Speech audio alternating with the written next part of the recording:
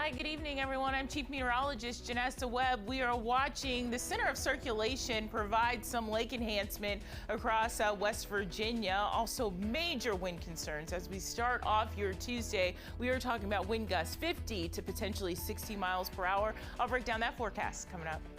The station covering all of the DMV. This is DC News Now. You're watching DC News Now at 9. And coming up tonight, we're on the scene of breaking news. A car ramming into a shopping center as people are dining outside. Some are hurt and businesses damaged. We are live in Silver Spring as witnesses tell us it's not the first time that this has happened. Plus, just nervous because I just hope that's just one and done and we don't see any more of that around here. A man accused of going on a violent rampage, all to steal a car. Police have a suspect behind bars, but the attacks are giving people in this normally quiet neighborhood a scare. Those details and kids are suffering, teachers are suffering, bus drivers are caught in the middle. We've been following for weeks kids across DC public schools not getting to school in time. Their buses aren't coming tonight. A major update as local leaders step in.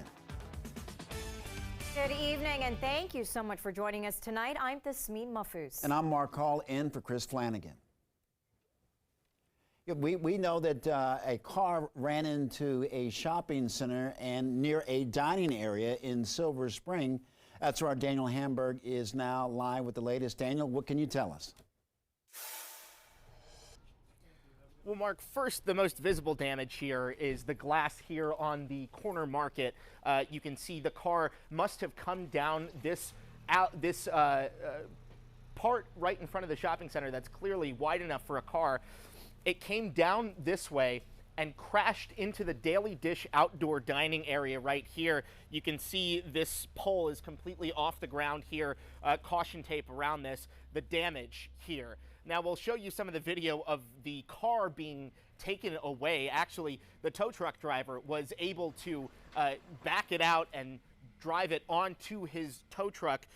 We're told by the Montgomery County Fire and Rescue Public Information Officer that there were several people evaluated by EMS, but patient refused to any transport, so nobody was taken to the hospital. A building inspector was notified. Of course, several businesses received damage here. I talked to one manager of the Parkway Deli, which is a couple doors up, and he says this is not the first time this has happened. We were just talking about it. We were just thinking maybe we need some bigger barriers here. At least just this front part, just to protect these businesses. Because, like I said, second time in 6 months. I've been here, 12 years or so, and maybe third or fourth time I've seen it happen. So again, a lot of damage here that's going to have to be cleaned up.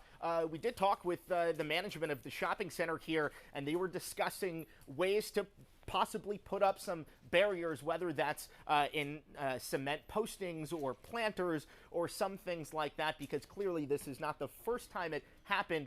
Luckily, again, nobody was injured enough to be taken to a hospital. We do know that we're told that the driver of that car actually walked away. We have reached out to police to figure out if they were under the influence of anything, or if they had their license taken away. Those questions we will hopefully have answers to in the near future. We're live in Silver Spring. Daniel Hamburg, DC News Now.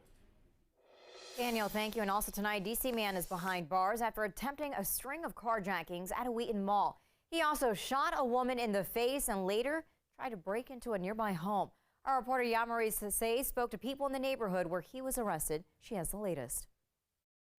And neighbors tell me seeing so many police officers in this quiet neighborhood was pretty scary for them, especially knowing that the suspect tried to break into someone's home right here on Faulkner Place. Now, this all took place right after he attempted to steal not one, but 5 cars at Wheaton Mall.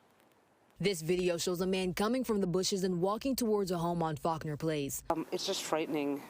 It's really unnerving. When neighbors learned it was the man who tried to break into someone's home, safety became a big concern. So scary because this area, is very quiet and now we're scary. It's very unusual for this neighborhood. This neighborhood is very quiet.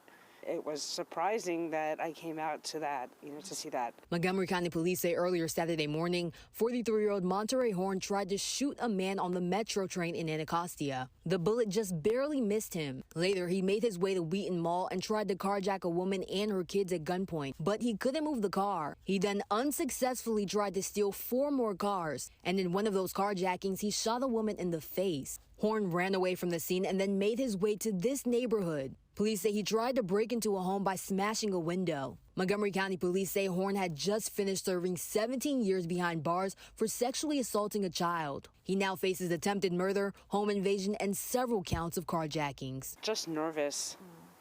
Nervous because I just hope that's just one and done and we don't see any more of that. Montgomery County police are looking for one of the victims involved in this incident, and they're also asking for the public's help. So if you have any information regarding this, you are encouraged to contact them. For now, reporting in Montgomery County, Maryland, I'm Yamari Sase, DC News Now. Yamari, thank you. Virginia's largest school district is being criticized over a test question and a college-level social studies class. And tonight, critics say that it can harm the student body and morale inside of schools. Northern Virginia Bureau reporter Max Marcella joins us live from Fairfax County School headquarters in Falls Church. And Max, the question at the center of this controversy was given to AP government students. That's right, and tonight Fairfax County School says that question on the exam given to AP government students in the Fairfax County Public Schools online campus has now been removed. Now, the question at the center of this question was a multiple choice one and directed students to identify which group based on racial, gender, and economic backgrounds would be liberals and which would be conservatives. Now, some of the possible answers were college-educated black male professional, southern male migrant laborer. That's just a couple of examples. Now, the College Board sent out a tweet saying that the question is not from the AP program and is antithetical to the content and format of an AP question. Now, the school district says while it was designed to assess the students' understanding of American political ideology, it did not meet the division's high expectations. It's really hard to interpret anything positive out of where you then are tested on that knowledge where there is a right and wrong answer for a type of demographic that's supposed to fit a Democrat versus a Republican. Now, Virginia's Republican Lieutenant Governor also weighing in on this controversy. She writes in a tweet, tests like these create division, low morale, and fights in our schools. FCPS has since said in a statement received by DC News Now today that it is reviewing all of the test questions given in that AP government online class. Reporting live from Falls Church, Max Marcella, DC News Now. Meanwhile, happening right now, a week's worth of public hearings about Virginia's revised history standards for schools. You'll probably remember last month we told you the Board of Education was moving forward with its draft despite some harsh feedback. The standards will set the bar for what's taught in K through 12 public schools. And tonight's hearing was at 7 in Williamsburg. The rest this week will be in Mount Vernon, Charlottesville, and Roanoke. Now, if you can't make it in person, you can also share your input online. We'll have a link to it on our website.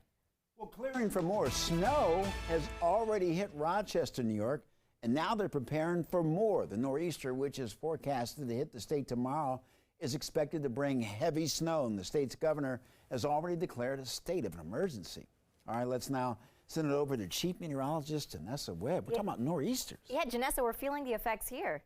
Oh, yeah, this is actually our first nor'easter of the winter season. Can you believe that? We're about 7 days away before we step out of the winter season and really kind of focused on spring here. And man, you have the center of circulation. It is spinning out towards Ohio. It's going to race offshore, and it's really going to allow winds to tighten up and bring heavy precip to some sections of the northeast. Already seeing the wind gusts picking up. You can see from our live cam, it has been pretty sporadic, but for the DC metro area, man, they will be whipping starting tomorrow morning, and then for a good 48 hours, it's going to be very noticeable winds across the area. What I can give you tomorrow is bright sunshine, so that'll be beneficial, but you will have to deal with cranking winds coming out of the north and west. Right now, these are our wind gusts, 25 to about 30 miles per hour for the suburbs of the district, 31 out towards Kaiser, and then the farther you go inland, Maryland and our eastern counties into southern Maryland, really not an issue at this point. Now, sustained winds, what has been constant wind speed out of the north and west, about 10 to 15 miles per hour. But what we are talking about with this advisory currently in place starting tomorrow morning through early Wednesday is gusts 40 to potentially 60 miles per hour. So really, we're just starting to see this nor'easter starting to rev up. Temperatures across the area, it is very frigid when you factor in the winds. These are ambient temperatures currently in the lower to mid 40s, 39 degrees out towards Martinsburg into Winchester as well. So you can see we're pretty dry, but we have been watching some snow squalls across 68 into the Mountain State region. We'll continue to watch that. I think the larger story is the colder air filtering in and these wind gusts that are going to continue to be a problem. We'll break that down in the full forecast. Janessa, thank you. And families fed up dealing with delayed and canceled buses for their children with special needs. A local commission now stepping in. And a bank collapses. It's the worst financial crisis since 2008. What's next? And who's in for a rough ride?